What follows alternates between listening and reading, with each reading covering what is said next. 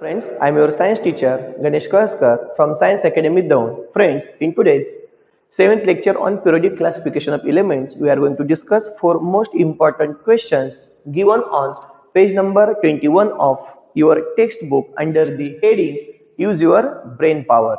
So friends, let's start with our first question. How is the problem regarding the position of cobalt 59 and nickel 59 in the Mendeleev's periodic table get resolve in modern periodic table?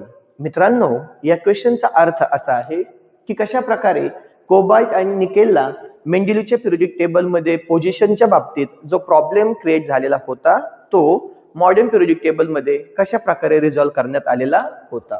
आपण सुरुवात करतोय फर्स्टचा आन्सरने. In Mendeleev's periodic table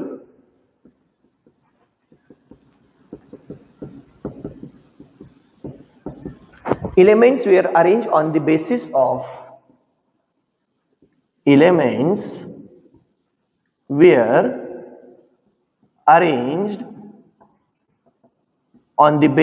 of their atomic masses.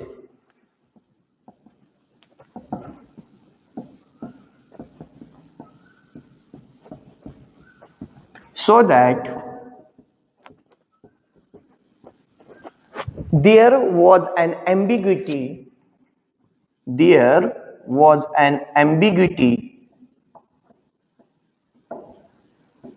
regarding the sequence of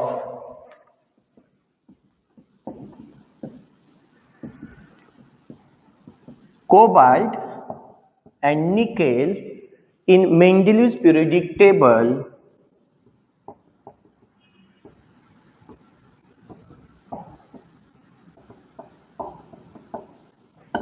as both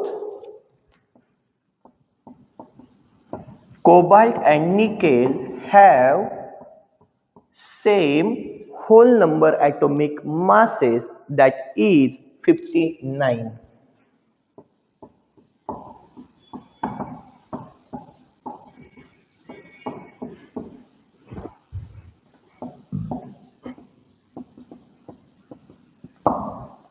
मित्रांनो, आपल्याला माहिती आहे मेंडेलीवच्या periodic table मध्ये एलिमेंटची अरेंजमेंट करत असताना मेंडेलीवने त्यांना त्यांच्या ॲटॉमिक मासेस प्रमाणे मांडलेले होते. पण आपल्याला माहिती आहे कोबाल्ट आणि निकेलचं ते ॲटॉमिक मास सेम आहे की जे किती आहे 59. मग या दोघांना मांडायचं कसं हा प्रॉब्लेम मेंडेलीवच्या पिरियडिक टेबल मध्ये क्रिएट झालेला होता. कोबाल्टला निकेलच्या अगोदर मांडायचं का निकेलला कोबाल्टच्या अगोदर मांडायचं याच्या बाबतीत एक एम्बिग्युटी म्हणजेच एक शंका क्रिएट झालेली होती. Okay. In modern periodic table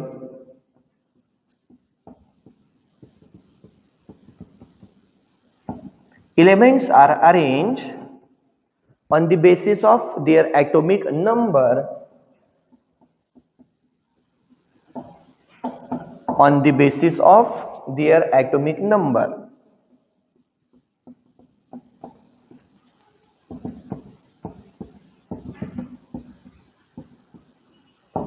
so that the cobalt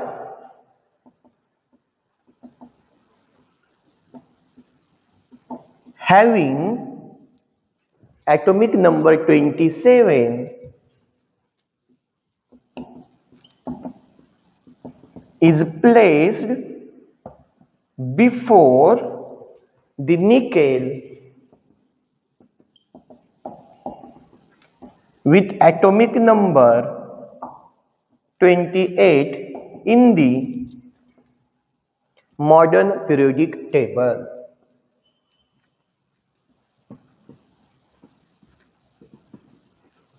Thus, we can say that the problem regarding the position of cobalt and nickel in Mendeleev's periodic table get resolved in the modern periodic table. तर मित्रांनो, तुम्हाला याचा अर्थ लक्षात आला असेल. आपल्याला माहिती आहे मॉडर्न पिरियडिक टेबल मध्ये एलिमेंटची अरेंजमेंट ही त्यांच्या ॲटॉमिक नंबरनुसार केलेली होती. जरी कोबाल्ट आणि निकेल या दोघांचे ॲटॉमिक मास सेम असलं 59 तर त्यांचे ॲटॉमिक नंबर्स डिफरंट होते. कोबाल्टचा ॲटॉमिक नंबर आहे 27 आणि निकेलचा ॲटॉमिक नंबर आहे 28.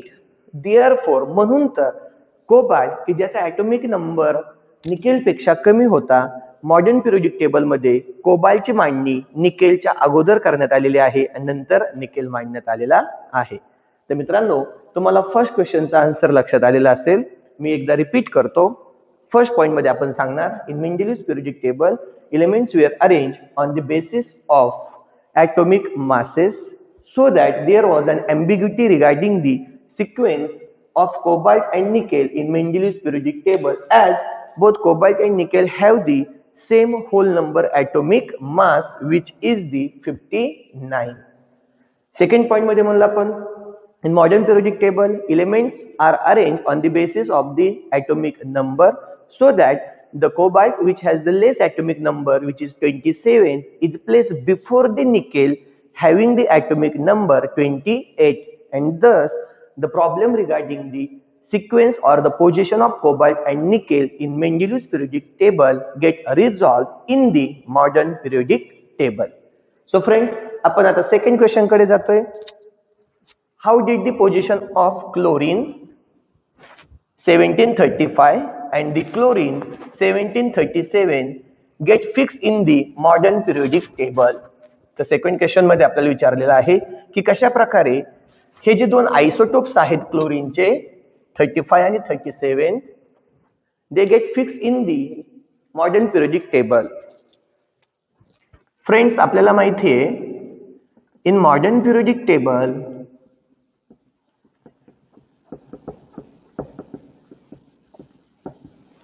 elements are arranged on the basis of the atomic number.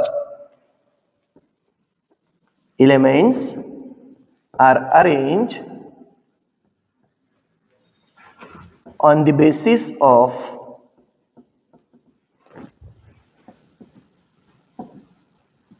atomic numbers. As isotopes have same atomic number but the different atomic masses, as isotopes have same atomic numbers but different atomic masses,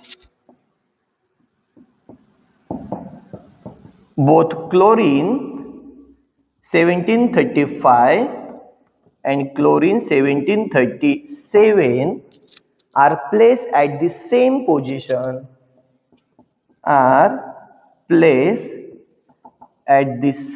position, in the modern periodic table. तर मित्रांनो, तुम्हाला या क्वेश्चनचा answer लक्षात आला असेल. तर question आपल्याला विचारला होता की कशा प्रकारे chlorine 1735 and chlorine 1737 get fixed in the modern periodic table. तर मित्रांनो, आपल्याला माहिती आहे in modern periodic table elements are arranged on the basis of the atomic numbers. Modern periodic table मध्ये एलिमेंट्स हे त्यांचे ॲटॉमिक नंबर्स नुसार मांडले जात असतात. as isotopes have same atomic number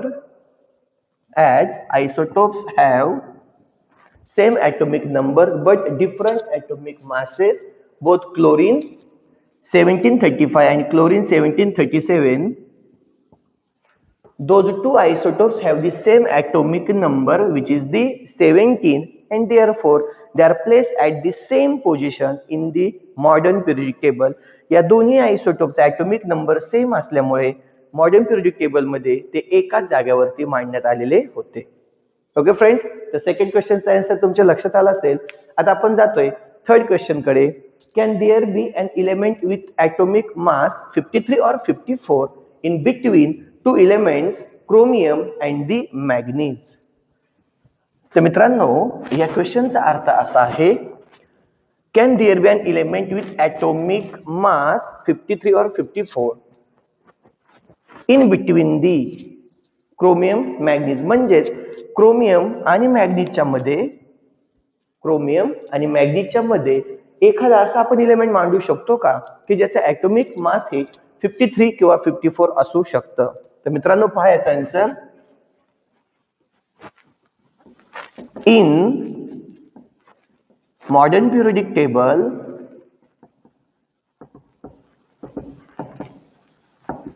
Elements are arranged on the basis of elements are arranged on the basis of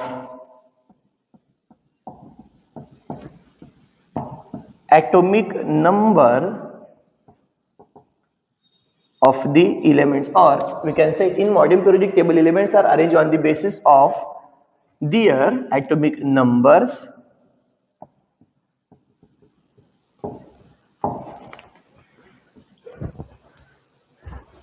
during this arrangement.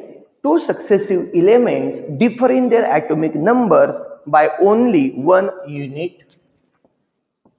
During this arrangement,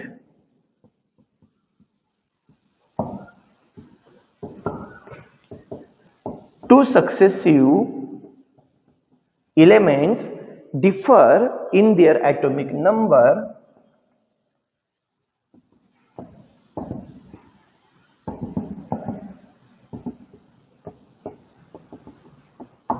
by only 1 unit.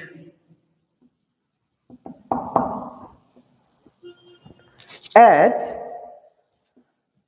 chromium and manganese has the difference of atomic number of only 1 unit, as chromium 24, 52 and manganese 25, 55 has difference of only 1 unit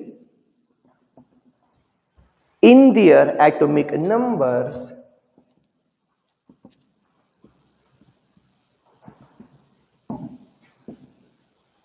they must be successive elements and there can be no any element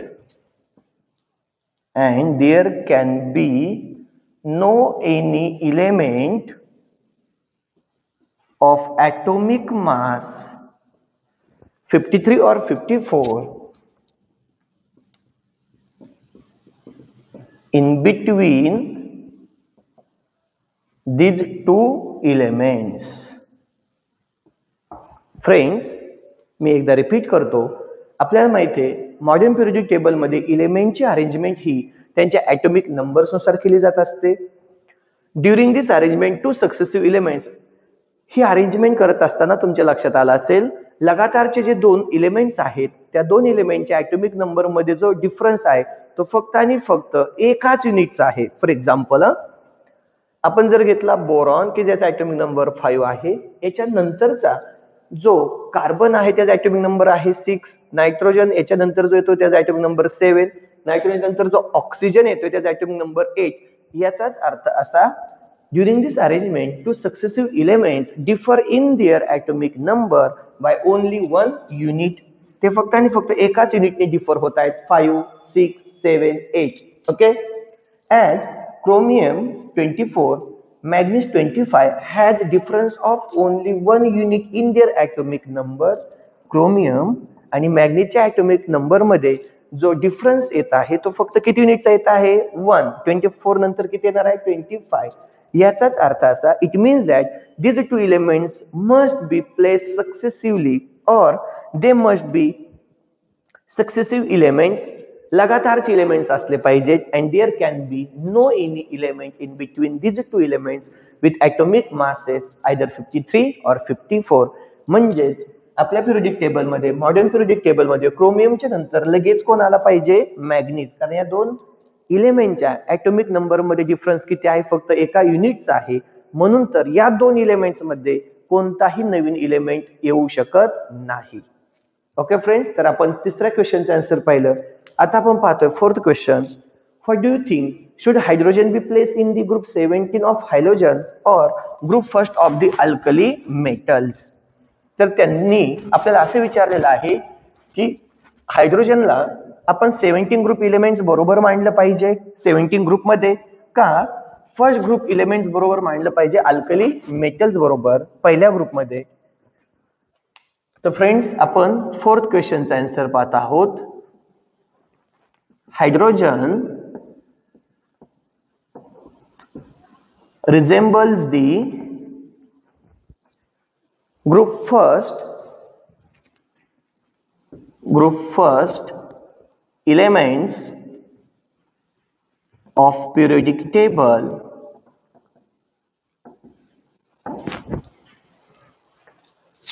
in their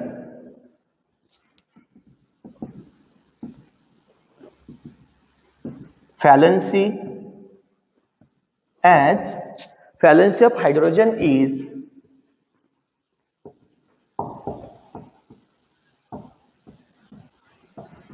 one similar to the valency of alkali metals. Hydrogen resembles the group first elements of periodic table in their valency, as valency of hydrogen is 1 similar to the valency of alkali metal, which is also 1. Hydrogen also forms oxide such as H2O similar to the oxides of first group element, that is alkali metal, oxides of first group elements such as Na2O. It means that hydrogen shows the properties similar to the first group elements. हायड्रोजनच्या property ह्या first group elements म्हणजेच alkali metal सारख्या आहेत. जसं की हायड्रोजनची valency ही 1 आहे की जी कोणाची आहे, अल्कली मेटलची व्हॅलेन्स किती आहे, 1.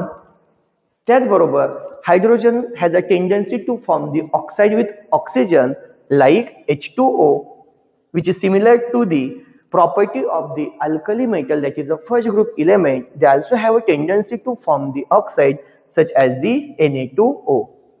Now, if we consider the 17 group halogens, hydrogen shows similarity with 17 group elements, that is halogens, in their molecular formula,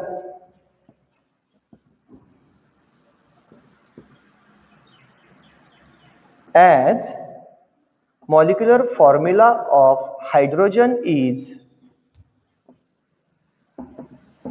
H2, which is similar to the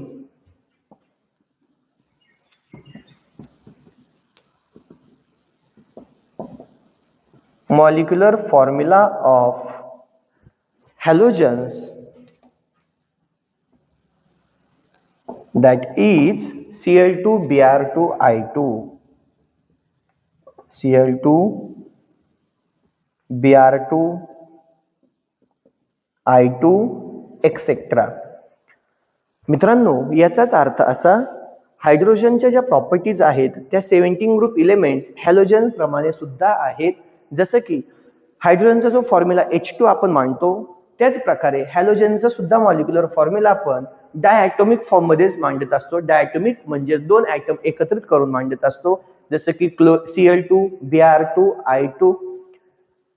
From these two sentences we can conclude that hydrogen resembles in its property with alkali metal as well as the with halogens. हायड्रोजनच्या property या alkali metal सारख्या आहेत, म्हणजे first group element सारख्या आहेत. त्याचबरोबर हायड्रोजनच्या properties या 17 ग्रुप एलिमेंट्स प्रमाणे सुद्धा आहेत, म्हणजे हॅलोजन सारख्या सुद्धा आहेत. Therefore we cannot give the fixed position to the hydrogen in the modern periodic table. I am going to repeat. मी पुन्हा एकदा सांगतोय. We cannot give the fixed position for the hydrogen in the modern periodic table. हायड्रोजनला आपण modern periodic table मध्ये fix अशी position देऊ शकत नाही. Okay friends, तर आपण फार महत्त्वाचे हे 4 पॉइंट्स अभ्यासलेले आहेत. आता आपण नेक्स्ट कन्सेप्ट कडे जाणार आहोत electronic configuration and its relation with the periods and the groups.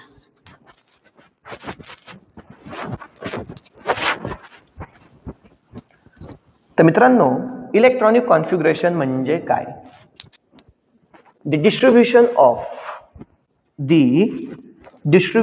of electrons in different shells, subshells or orbitals of an atom is called as the electronic configuration.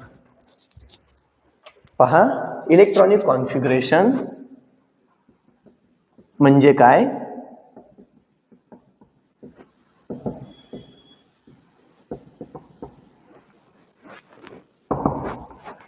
The distribution of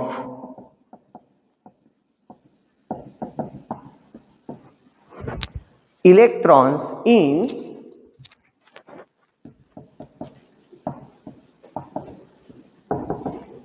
different shells,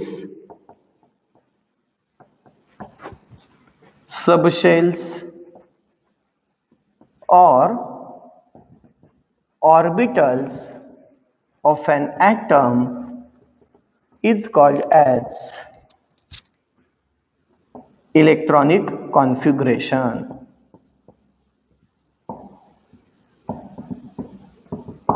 तर मित्रांनो, electronic configuration म्हणजे काय? इलेक्ट्रॉनचं स्वरूपन म्हणजे काय? The distribution of इलेक्ट्रॉनचं केलेले distribution म्हणजेच मांडणी कशा प्रकारे इन डिफरंट शेल्स, वेगवेगळ्या शेल्स मध्ये, त्यांच्या सबशेल मध्ये किंवा ऑर्बिटल्स मध्ये, कोणाच्या ॲटमच्या, याला आपण म्हणत असतो electronic configuration. The distribution of electrons in a different shells, subshells और the orbitals of an atom is called as the electronic configuration. Shells मध्ये, सबशेल मध्ये किंवा ऑर्बिटल्स मध्ये केलेलं इलेक्ट्रॉनची जी मांडणी आहे याला आपण काय म्हणत असतो? Electronic configuration. मित्रांनो, जसं की आपल्याला माहिती आहे, जर आपण विचारात घेतलं, if this is the nucleus of an atom, जर हा कोणत्याही एका ॲटमचा न्यूक्लियस असेल, याच्या भोवतीच्या, this is the first shell, this is second, third and the fourth. Okay, as we know that the first shell is represented by the letter K, second one is represented by the letter L, third one is represented by the letter M, and fourth one is represented by the N. Then on the page number 24, can you recall मध्ये आपल्याला एक question विचारलेला आहे, तो आपण याच्या related लगेच पाहून घेऊयात. हा एक्झाम साठी महत्वाचा पॉइंट आहे, 3 मार्कला विचारला जाऊ शकतो. What are the values of N for the shell KLM? तर KLM यासाठी एन ची व्हॅल्यू काय आहे? The value of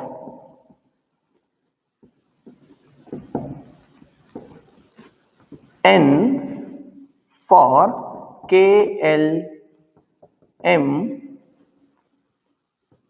are 1, 2 and 3 respectively.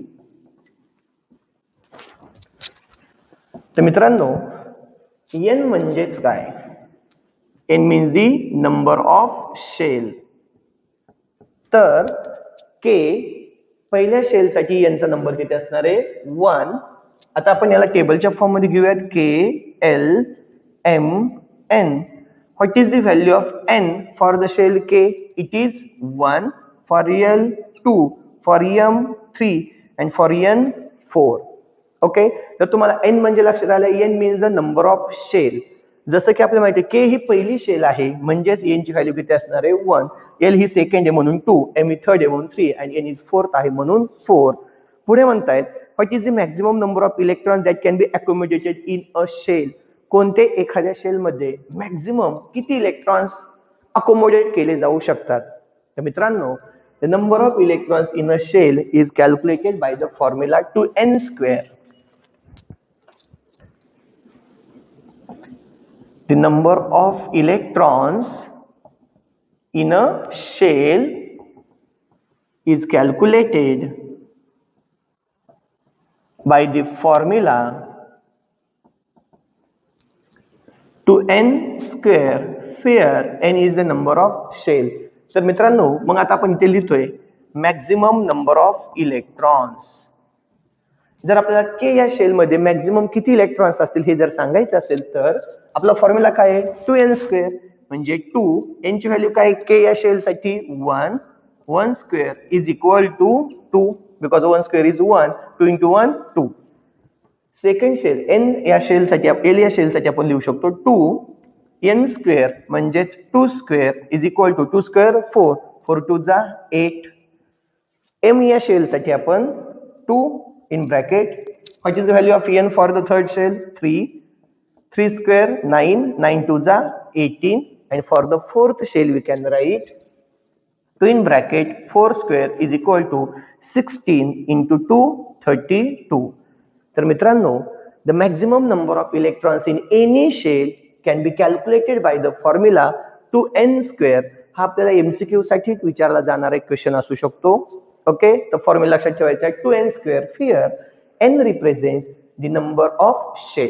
n हे आपल्याला काय सांगते नंबर ऑफ शेल आणि आपल्याला माहिती आहे as we go from nucleus the first shell is represented by the letter k, second one is by l, third m and fourth n. Okay friends तर k या शेल मध्ये किती electrons असू शकतात 2. l या शेल मध्ये किती electrons असू शकतात मॅक्झिमम 8. m या शेल मध्ये किती असू शकतात 18 आणि n या शेल मध्ये किती असू शकतात 32. These are the number of electrons in each shell. Deduce the maximum electron capacity of. Okay मित्रांनो आपण ऑलरेडी त्यांची मॅक्झिमम कॅपॅसिटी आता फाइंड आउट केली आहे 2 8 18 आणि 32. This is the maximum capacity of each shell k l m n respectively. Okay friends तर आपण आता सुरुवात करतोय electronic configuration and the groups या पॉइंटला आपण सुरुवात करतोय.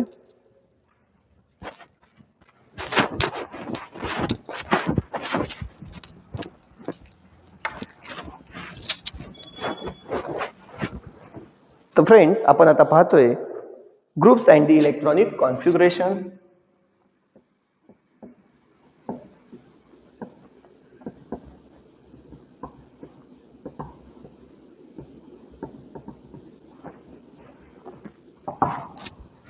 आता आपण विचारत जाऊ go through the modern periodic table and write the names of the below the other elements of group 1. तर आपल्याला त्यांनी सांगितलंय फर्स्ट ग्रुपचे जे एलिमेंट्स आहेत यांचे नावं आणि आपल्याला त्यांचे इलेक्ट्रॉनिक कॉन्फिगरेशन लिहायचंय. तर आपल्याला माहिती आहे पहिला ग्रुप जी आपली ट्रिक्स होती एलिमेंट्स लक्षात ठेवण्याची अशा प्रकारे होती. फर्स्ट ग्रुपमध्ये ग्रुप फर्स्ट साठी हे ली ना करते रब से फरियाद.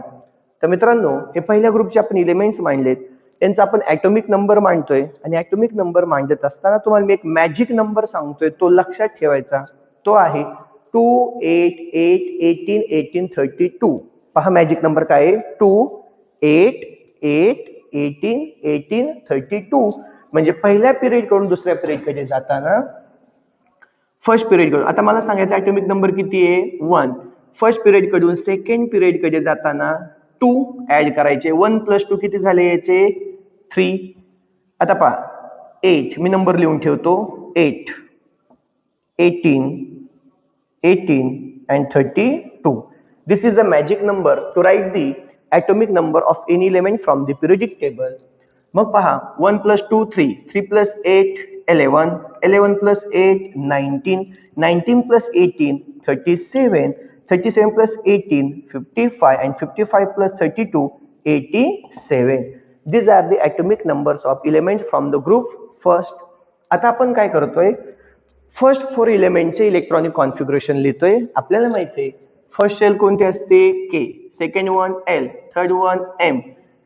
के ची कॅपॅसिटी 2, एल ची कॅपॅसिटी किती आहे 8 आणि एम ची कॅपॅसिटी किती आहे 18. आता पहा हायड्रोजन मध्ये एकच इलेक्ट्रॉन आहे म्हणजेच काय डायरेक्ट तो कोणत्या शेल मध्ये जाईल फर्स्ट शेल मध्ये. लिथियम मध्ये किती इलेक्ट्रॉन्स आहेत 3. मग out of this 3 electrons 2 electrons enter in the first shell that is K. 3 पैकी 2 इलेक्ट्रॉन के या शेल मध्ये जातील आणि रिमेनिंग 1 इलेक्ट्रॉन कुठे जाईल एल मध्ये. Na कडे 11 इलेक्ट्रॉन्स आहेत. मग पहा फर्स्ट शेल मध्ये 2 सेकंड शेल मध्ये 8, 2 + 8 10, रिमेनिंग किती असणार आहे 1, आणि मग तो जाणार आहे एम या शेल मध्ये. जर आपण पोटॅशियमचा जर विचार केला तर 2, 8, 8, 1. तर मित्रांनो, तुमच्या मनामध्ये डाऊट येऊ शकतो की एम ची कॅपॅसिटी 18 आहे, पण तुम्ही इथे 8च का लिहिलेले आहेत? तर हे सब शेल नुसार लिहिलेलं आहे मी, सब शेल. जसं की S, P, D, F ह्या वेगवेगळ्या सबशेल्स आहेत, हे माहिती असू द्या. तर मग मला सांगा, हे जे आपण पहिले 4 एलिमेंट्स मांडलेले आहेत, प्रत्येक एलिमेंटच्या आउटरमोस्ट शेलमध्ये, आउटरमोस्ट शेल ज्याला आपण व्हॅलन्स शेल म्हणतो, व्हॅलन्स शेल मध्ये असणारा इलेक्ट्रॉनचा नंबर हा फिक्स आहे, आणि तो म्हणजे किती 1. हायड्रोजनच्या शेलमध्ये एकच आहे, लिथियमच्या व्हॅलन्स शेलमध्ये इलेक्ट्रॉन एकच आहे, सोडियमच्या एकच आहे, आणि पोटॅशियमच्या एकच आहे. याचाच अर्थ असा, the elements of the same group shows same number of electrons in their valence shell. पहा, the elements of the same group, एकाच ग्रुपचे जे एलिमेंट्स असतात यांच्या व्हॅलन्स शेल मध्ये असणारे इलेक्ट्रॉनचा नंबर हा नेहमी फिक्स असतो, तो सेम असतो, and therefore the properties of the same group are the similar. म्हणजेच एकाच ग्रुपचे एलिमेंट जर असतील तर त्यांच्या प्रॉपर्टीज ऑलमोस्ट ह्या सारख्याच असतात, आणि त्याचं रिझन असं, the properties of the elements are dependent on the number of electrons in the valence shell. The properties are dependent on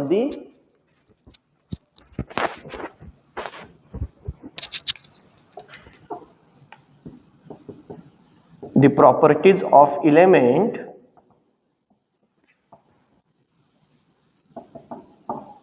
are dependent on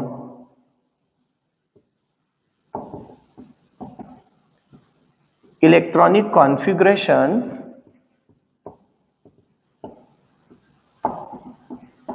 from valence shell. तर एलिमेंटच्या प्रॉपर्टीज ह्या electronic configuration वरती dependent असतात, पण कुठे? तर ते म्हणजे त्यांच्या व्हॅलन्स शेल मध्ये. If the element shows the similar electronic configuration in their valence shell, जर काही एलिमेंटचं इलेक्ट्रॉनिक कॉन्फिगरेशन त्यांच्या व्हॅलन्स शेल मधील सिमिलर असेल तर त्यांच्या असणाऱ्या केमिकल प्रॉपर्टीज या कशा असतात? सेम असतात. तर मित्रांनो, तुमच्या लक्षात आलं असेल ग्रुप आणि इलेक्ट्रॉनिक कॉन्फिगरेशनचे रिलेशन ते असं आहे, elements of the same group shows the same number of valence electron that is similar electronic configuration in their valence shell so that their properties are similar. एकाच ग्रुपचे एलिमेंट्स हे सारख्याच properties दाखवतात. Okay मित्रांनो, पण आता जर आपण नंबरचा जर विचार केला तर as we move from top to bottom जात असतो, नंबर ऑफ शेल्स हे इन्क्रीज होत जात असतात. जसं की आता आपण मांडल्याप्रमाणे हायड्रोजनसाठी शेलचा नंबर होता 1, इथे 3, 2, 1, इथे कसं 2, 8, 1. पोटॅशियमसाठी 2, 8, 8, 1. याचाच अर्थ असा, as we move from one period to second period to third period, आपण पहिल्या पिरियड कडून दुसऱ्या पिरियड कडे जाताना नंबर ऑफ शेल्स इन्क्रीज झाल्या. त्या किती झाल्यात? 2. दुसऱ्या पिरियड कडून तिसऱ्या पिरियड कडे जाताना आता नंबर ऑफ शेल किती झाले? 3. तिसऱ्याकडून चौथ्या पिरियड मध्ये म्हणजे फोर्थ पिरियड मध्ये नंबर ऑफ शेल किती आहेत? 4. याचाच अर्थ असा, the number of period is equal to the number of shell present in the element. म्हणजेच याचा अर्थ मित्रांनो, पिरियडचा जो नंबर असणार आहे तेवढ्याच शेल्स त्या एलिमेंट मध्ये प्रेझेंट असणार आहेत. याचा अर्थ मी यासाठी एक एक्झाम्पल सांगतो. मी जर म्हणलं पोटॅशियम हा आपल्या फोर्थ पिरियड मध्ये येतोय, म्हणजेच फर्स्ट, सेकंड, थर्ड आणि फोर्थ पिरियड मध्ये येतोय, तर त्याच्यामध्ये प्रेझेंट असणारा शेलचा नंबर किती असणार आहे? 4. म्हणजे पोटॅशियम मध्ये किती शेल्स असणार आहेत? 4. मग याच्यावर लक्षात घ्यायचं, the number of period is equal to the number of shell present in the element. And as you move from top to bottom, there is increase in the shell by 1 unit. एका element कडून दुसऱ्या element कडे जाताना शेलचा number 1 ने increase होत जात असतो. जसं की इथे शेल फक्त एकच आहे, इथे शेलचा नंबर 2 आले, इथे शेल्स 3 आले, पुढे 4, यानंतर 5, 6, 7, याचाच अर्थ असा 7व्या पिरियडचा जो इलेमेंट असेल, फॉर एक्झाम्पल फ्रान्सियम, याच्याकडे असणाऱ्या शेलचा नंबर किती असणार आहे? 7. ओके फ्रेंड्स, आणि आपण आजचा लास्ट टॉपिक पाहतोय तो म्हणजे periods and the electronic configuration.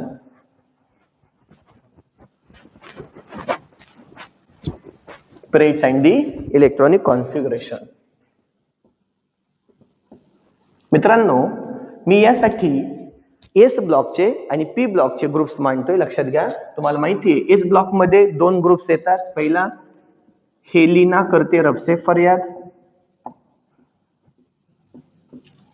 Second one बेटा मांगे कार स्कूटर बाप राजी. मी आता इथे डी ब्लॉकचे एलिमेंट्स मांडत नाहीये. लक्षात घ्या, मी राईट साइडला जातोय. हा कोण आहे आपला? S block. डी ब्लॉक मी राईट साइड येतो पी ब्लॉक कडे. बेरलियम नंतर बच्चन आले गाडीतून इंडियाच्या तळावर नोव्हेंबर मध्ये. कासी गेला संध्याकाळी पब मध्ये फिरायला. नाना पाटेकर ऐश्वर्या सोबत बिघडले मॉस्को मध्ये. ओम साई सेवा, ओम साई सेवा टेम्पो लिमिटेड. फुलाबाई सायकलवर बसल्या, अयो आता ठुस. फुलाबाई सायकलवर बसल्या, अयो आता ठुस. आणि लास्ट वन, ही निलिमा अरविंदची करते झेरॉक्स ओरिजिनल.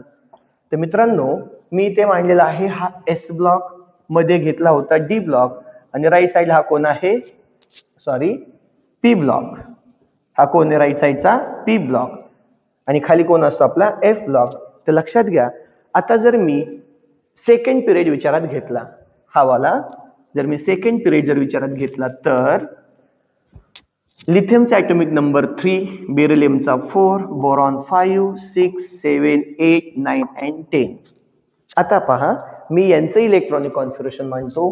लिथियमचं 3 म्हणजेच 2, 1, बेरिलियमचं 4 म्हणजे 2, 2, बोरॉनचं 5 म्हणजे 2, 3, कार्बनचं 6 म्हणजे 2, 4, नायट्रोजन 2, 5, ऑक्सिजन 8 म्हणजे 2, 6, 9 म्हणजे 2, 7 आणि 2, 8. It means that in a period, as we move from left to right, the number of electrons in valence shell goes on increasing by 1 unit. तर मित्रांनो लक्षात घ्या, आपण मगाशी बोललो होतो, जर आपण ग्रुपचा विचार जर केला तर कोणत्याही ग्रुपच्या व्हॅलेन्स शेल मध्ये असणारा इलेक्ट्रॉनचे नंबर सेम असतात.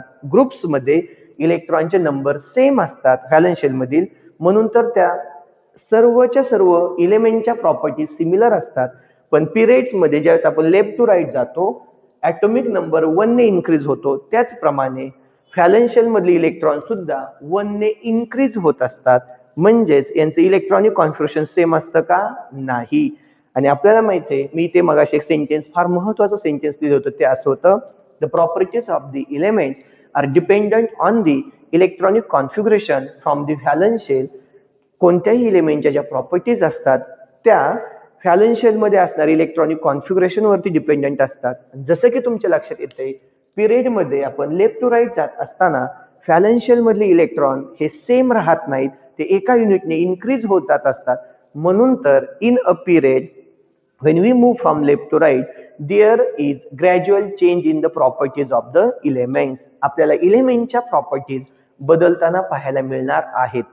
पिरियड्स मध्ये कधीही इलेमेंटच्या प्रॉपर्टीज आपल्याला सेम पाहायला मिळणार नाहीत, तर त्यामध्ये आपल्याला ग्रॅज्युअल चेंज हा पाहायला मिळणार आहे. त्याचं रिझन असं, because the valence shell electronic configuration in the period is not same, and therefore as we move from left to right, there is a gradual change in the properties of the elements. Left to right जात असताना मित्रांनो, जसं आपण पाहिलं ग्रुपमध्ये आपण जेव्हा top to bottom जातो, there is increase in the shell by the 1 unit. म्हणजे फर्स्ट ग्रुप जो पहिला पिरियड जो होता तिथे शेल 1 होती, सेकंडच्या तिथे 2 होती, नंतर 3. म्हणजे number of period is equal to the number of shell.